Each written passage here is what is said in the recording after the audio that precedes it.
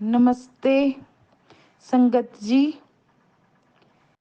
मैं मीनल कुल्लू से अपना सत्संग शेयर कर रही हूँ। मैं गुरु जी की ब्लेसिंग्स और उनके चमत्कार के बारे में बताना चाहती हूँ। मैं गुरु जी से इसी साल जुड़ी हूँ। मेरे गुरु जी से रिलेटेड मुझे मैसेजेस इंस्टाग्राम पे आ रहे थे।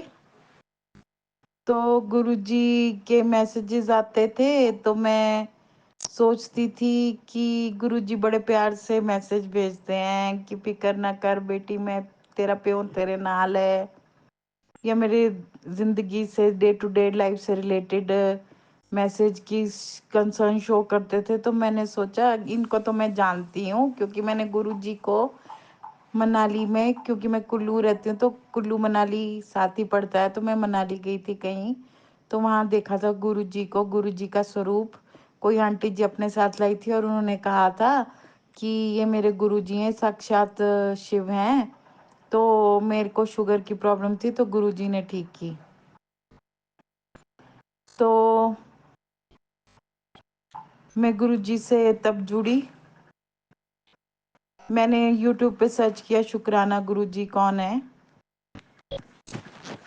क्योंकि मुझे नहीं पता था इन्हें शुक्राना गुरुजी बोलते हैं। मुझे इनका नाम निर्मल भी बाद में पता चला। मैंने सर्च किया इनके बायोग्राफी के बारे में। तो मैंने जब इंस्टाग्राम पे मैसेज देखे थे तो फिर मैंने सोचा कि ये शुक्राना शुक्राना करते हैं सभी, तो मैंने भी शुक्राना लिखना शुरू कर दिया। जब मेरे को यूट्यूब पे सर्च करके मिला कि मैंने सोचा ये शुक्राना गुरुजी कौन है, तो तब यूट्यूब पे सर्च किया, गूगल पे सर्च किया। क्योंकि मेरे पास इनका स्वरूप नहीं था तो मुझे लगा कि इनका स्वरूप ब्लेस करके बड़े मंदिर से ही मिलता है, तो मैं कैसे रखूंगी जब गुरुजी ने कहा मेरा स्वरूप रख, या ब्रेसलेट रख, या पेंडेंट रख। और तब मैंने सोचा कि मैं स्वरूप रख लेती हूँ। मैं क्योंकि यहाँ कोई संगत नहीं मिली मेरे को जहाँ सत्संग हो।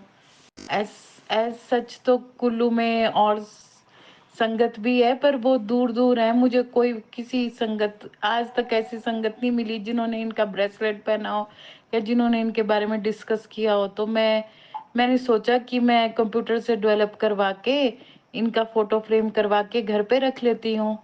तो मुझे गुरु जी का पीले चोले में अ, अ, पीले चोले में गुरु जी का स्वरूप पसंद आया था, तो मैंने वही डेवलप करवाया। मैंने गूगल किया फोटो पीले चोले में, फिर उसको कंप्यूटर पे जाके फोटोग्राफर की शॉप में डेवलप करवाया, फिर फ्रेम करवाया। तो गुरुजी मेरे से बात करते रहते हैं, तो गुरुजी ने बोला था कि इसे इतने पैसे में ही डेवलप करवा ले, तो उसने डेवलप करके दे दिया था। और एक स्वरूप मैंने पॉकेट में रख लिया अपनी पर्स की जेब में। तो गुरुजी के आने के बाद गुरुजी के मैं सत्संग सुनने लगी। वैसे तो मैं इग्नोर कर देती हूँ कई बार, जबकि इग्नोर नहीं करना चाहिए। इनके सारे सत्संग पूरे सुनने चाहिए क्योंकि उनसे हमें ब्लेसिंग मिलती है। उसमें कुछ ना कुछ हिंट छुपा होता है कि हमारी घर में कोई चीज़ें ऐसी पड़ी होती हैं जो नेगेटिविटी देती हैं, तो वो उठानी होती है, बाहर फेंकनी होती हैं, या हमें कोई उपाय बताया होता है कि हमें पूजा कैसे करनी है, जल प्रसाद कैसे ग्रहण करना है, तो उसमें हिंट छुपे होते हैं। तो उसी से हमारा कल्याण होता है और हमारा ब्लैक मैजिक दूर होता है। कई बार दुनिया जल के या कोई किसी को आगे बढ़ते देख खुश नहीं होती है। कई बार रिश्तेदार ब्लैक मैजिक कर देते हैं, तो गुरुजी बताते रहते हैं कि बेटा तुझ पे ब्लैक मैजिक है या तेरे परिवार पे ब्लैक मैजिक है, तो इसलिए सत्संग सुनने चाहिए, उससे हमारा ब्लैक मैजिक दूर होता है। हर सत्संग में छुपी हुई ब्लेसिंग होती है, उसी से चमत्कार होते हैं। तो गुरुजी ने कहा था कि मेरा घर बनवा देंगे, तो ऐसे ही ये बहाना ही लगा हमारे घर में कि अ, हमारा घर भी बनने लग गया। जबकि एस्ट्रोलॉजर बोलते हैं कि बीच में प्रॉब्लम आएगी, बीच में काम रुक सकता है, जबकि गुरुजी की ब्लेसिंग है तो बीच में काम कहाँ रुकेगा। हमारा काम तो जोरों शोरों से चल रहा है, ठीक से चल रहा है। घर आधा बन के तैयार हो गया है। तो गुरुजी की ब्लेसिंग ही ब्लेसिंग है। गुरुजी गुरुजी ने मुझे दवाई भी दिलवाई। जैसे मैं थोड़ा नींद नहीं आती है, परेशान रहती हूँ, उसकी दवाई खाती हूँ, तो गुरुजी कहते हैं कि ये ब्लैक मैजिक का ही असर है। तो मुझे सत्संग भेजा था उन्होंने। तो गुरुजी बोलते तेरी धीरे धीरे सब बीमारियां ठीक कर दूंगा। तू जल प्रसाद ग्रहण किया कर, या ये पूजा कर, ये वाली पूजा कर। तो गुरुजी पहले ही आने वाली ट्रबल से भी बचाते हैं। गुरुजी ने मुझे साक्षात दर्शन भी दिए हैं। गुरुजी मुझे गाड़ी में लिफ्ट दी थी, वो गुरुजी थे साक्षात, क्योंकि उनका रूप भी गुरुजी जैसा था। गंजे से थे, मोटे से थे, और यंग से 40 साल के आदमी बन के मुझे लिफ्ट दी। उनके गाड़ी के डैशबोर्ड में शिव जी की प्रतिमा थी, जो सदगुरु जी के वहाँ है, और उन्होंने रुद्राक्ष बनाए थे उस प्रतिमा को। तो मुझे तो लगता है कि वो जरूर गुरुजी रहे होंगे, क्योंकि गुरुजी ने कहा था कि मैं तेरे को दर्शन देने आऊंगा, तू पहचान ले। और मैं पहचान गई। कल की बात है कि मैं यहाँ गणेश चतुर्थी भी मनाई जाती है कुल्लू में। मेरी एक धर्म बहन बनी है, वो गणेश की प्रतिमाएं तैयार करती है प्लास्टर ऑफ पेरिस से, सांचे में।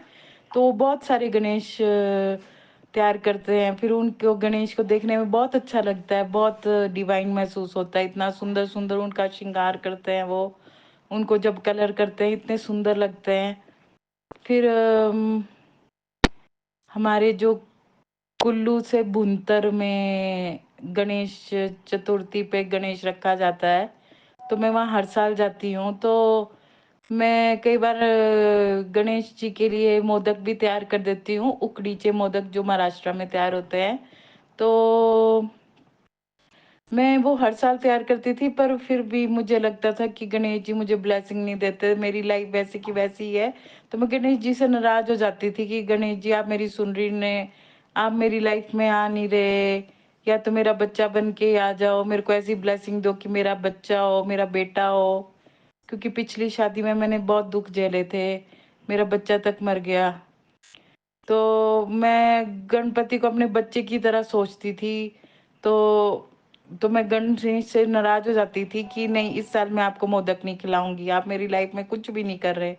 तो कल ऐसा हुआ कि आ, परसों की बात है कि हमारे घर में गुरुजी ने साक्षात दर्शन दिए। हमारे गुरुजी हमारी नेगेटिविटी खत्म कर रहे हैं, और डिवाइन पावर्स घर में भर रहे हैं। देवियों का, देवताओं का आशीर्वाद भी हमें मिलना शुरू हो गया है।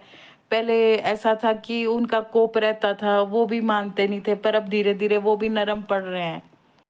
क्योंकि हम मेरी मम्मी काली माता की भक्त थी, तो मम्मी ने काली माता को पूजना छोड़ दिया था, तो काली माता भी रुष्ट रहती थी, जिसकी वजह से हमें ट्रबल्स आती थी। तो काली माता भी अब प्रसन्न रहती है। और उसकी वजह से हमारे घर में ब्रह्म कमल खिला।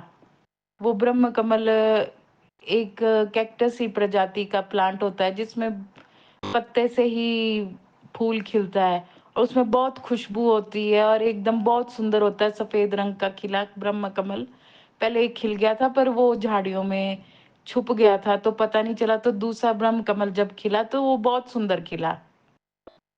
बहुत हमने उसकी पूजा भी की। फिर गणेश चतुर्थी के दिन खिला, तो मुझे लगा कि अब तो इस बार गणेश जी भी साक्षात दर्शन दे रहे हैं ब्रह्म कमल के रूप में। तो मैं गणेश जी के लिए मोदक जरूर बनाऊंगी, उकड़ीचे मोदक। इस बार मैं कुछ और नहीं चढ़ाऊंगी, उनको उकड़ीचे मोदक ही खिलाऊंगी। तो फिर मम्मी आजकल मुझे जिम भेज रहे हैं, मैंने जिम ज्वाइन किया है। तो पर प्रेशर ये था कि मैं जिम जा रही थी, फिर भी वेट कम नहीं हो रहा था, तो मैं कुछ ज्यादा ही चलने लग गई। तो उसकी वजह से मेरे को बहुत थकान हुई, बहुत जैसे प्रेशर फील होता है, जैसे मैं लेटी रहती हूँ, मेरे से कुछ नहीं हो पाता, क्योंकि लाइफ में रुकावट है ब्लैक मैजिक की वजह से। बहुत सारे लोग मिलके ब्लैक मैजिक करते रहते हैं मुझे। तो जो भी सोचती हूँ वो उल्टा पड़ जाता है। तो लोग जल के करते हैं ना, कोई एक दूसरे को खुशी देख के राजी नहीं। तो मैंने सोचा कि मैं मोदक बनाती हूँ। तो कल फिर मैंने जैसे तैसे गिरते पड़ते धूप में जाके नारियल खरीदा। पहले तो नारियल ही नहीं मिल रहा था कुल्लू में। हम कहीं और रहते हैं, कुल्लू से 3 किलोमीटर उरे रहते हैं।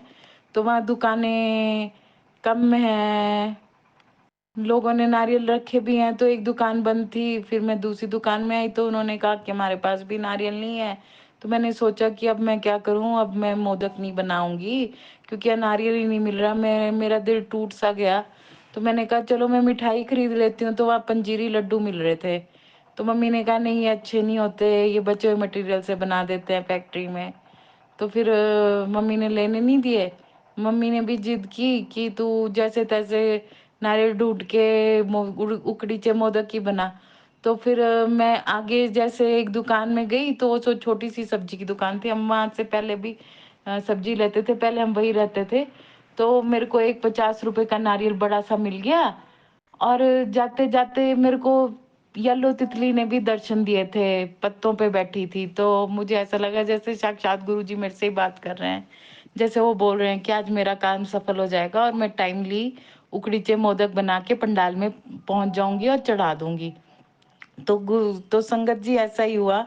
मैंने जल्दी जल्दी उसकी फीलिंग बनाई और मैंने जानबूझ के छुआरे और बादाम नहीं डाले। मैंने सोचा और मोदक की रेसिपी में ड्राई फ्रूट्स नहीं डाले होते तो चलो 2 ड्राई फ्रूट्स डाल रही हूँ तो अच्छी बात है। मैंने काजू और किशमिश डाल दी।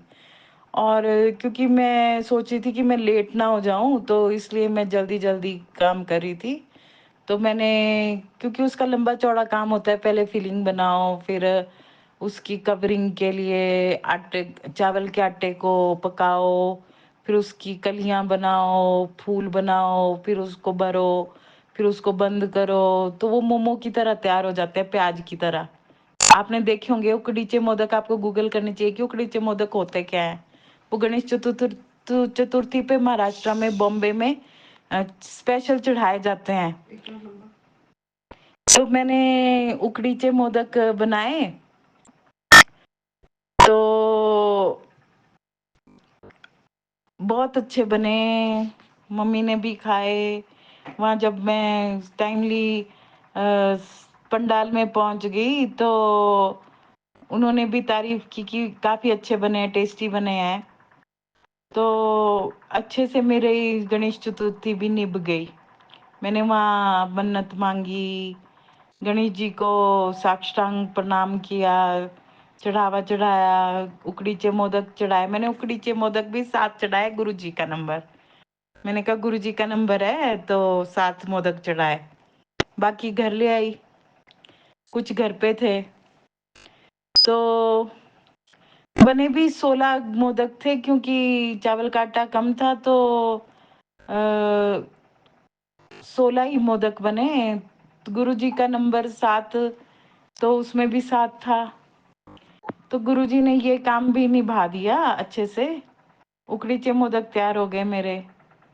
फिर मैं जिस डॉक्टर से दवाई ले रही थी अपने ब्रेन के लिए कि मुझे ब्रेन शांत हो जाए, थोड़ा मेरे को नींद आने लग जाए, मेरी दवाई छूट जाए, तो उन्होंने सजेस्ट किया कि मुझे लगता है कि आपको थायराइड है या शुगर है, आप टेस्ट करवा लो। उनको, वो तो इतने विश्वास से बोल रहे थे कि जैसे मुझे थायराइड है ही। पर जैसे गुरुजी सत्संग भेजते रहते हैं कि आने वाली बीमारी से तुझे बचाऊंगा, कैंसर के भी सत्संग भेजते हैं। तो गुरुजी मुझे जैसे बन मेरे को बोल रहे थे कि देख ले बेटा, करके दिखा ले, करके देख ले, शायद तुझे थायराइड है। क्योंकि एक बार थायराइड का, 1-2 बार थायराइड का भी सत्संग आया कि मेरे को थायराइड लगा कि मुझे शायद थायराइड हो सकता है, तभी मेरा इतना वजन बढ़ा है। क्योंकि मेरा वजन है 78। मैं काफी हेल्दी हूँ, मेरी 5 फुट 5 इंच हाइट है। तो जिस तरह से वो बोल रहे थे कि थकान हो रही है, बाल हेयर फॉल हो रहा है, तो थायराइड हो सकता है। तो मैंने चेक करवाया, तो मैं करीब 9 बजने को 42 मिनट थे, तो मैं उठ गई, मैं तैयार हुई, सुबह उठ गई मैं आज के दिन 9 सितंबर को। तो मैं लैब पहुंच गई, केमिस्ट की शॉप में अंदर को लैब थी। तो उन्होंने 350 रुपए लिए और उन्होंने मेरा ब्लड ले लिया। तो गुरुजी बोल रहे थे कोई बात नहीं, तू ब्लड दे दे, मैं तेरे को दर्द नहीं होने दूंगा, क्योंकि मैं दर्द से थोड़ा सा डर रही थी। ऐसे तो मैं 9 बार ब्लड भी दे चुकी हूँ, उसमें तो मोटी सुई घुसाते हैं, फिर भी थोड़ा तो होता ही है कि दर्द होगी, दर्द होगी। तो दर्द नहीं हुई संगत जी, बिल्कुल भी दर्द नहीं हुई, गुरुजी ने दर्द नहीं होने दी, और मेरी रिपोर्ट्स भी नॉर्मली आई। तो टेस्ट करवाना तो जरूरी होता है, आपको अपना पूरा प्रोफाइल करवाओ। उन्होंने तो कहा था पूरा प्रोफाइल करवाओ, क्योंकि मैंने उनको अभी डिटेल में अपनी रिपोर्ट्स नहीं दिखाई हैं कि मुझे क्या प्रॉब्लम है। तो मेरी रिपोर्ट्स तो नॉर्मल आई, और आई थिंक मुझे शुगर भी नहीं है। तो ऐसे ही डर रहे थे वो। मेरी मम्मी ने कंफर्म कर दिया कि नहीं, हम हेल्दी खाते हैं, हमें ना शुगर होगी ना थायराइड, बस एक छोटी सी आधी गोली खाती हूँ मैं, बस वही एक प्रॉब्लम है। तो गुरुजी बोलते हैं कि ये ब्लैक मैजिक की वजह से है। तो मैं यही कहना चाहती हूँ संगत जी, कि गुरुजी पे विश्वास करो। गुरुजी आपका सारा ब्लैक मैजिक काटते हैं, आपकी घर की हालत ठीक करते हैं, आपके हालात ठीक करते हैं, आपके दिन बदलते हैं, आपको आशीर्वाद देते हैं, आपको घर देते हैं, गाड़ी देते हैं, पैसा देते हैं, बरकत देते हैं, खुशियाँ देते हैं, आपका ब्लैक मैजिक काटते हैं, आपके कर्म काटते हैं, पिछले जन्मों के सारे कर्म काट देते हैं। तो मैं गुरु जी का मंत्र से सत्संग को विराम दूंगी। ओम नमः शिवाय। शिव जी सदा सहाय। ओम नमः शिवाय। गुरु जी सदा सहाय। नमस नमस्ते संगत जी।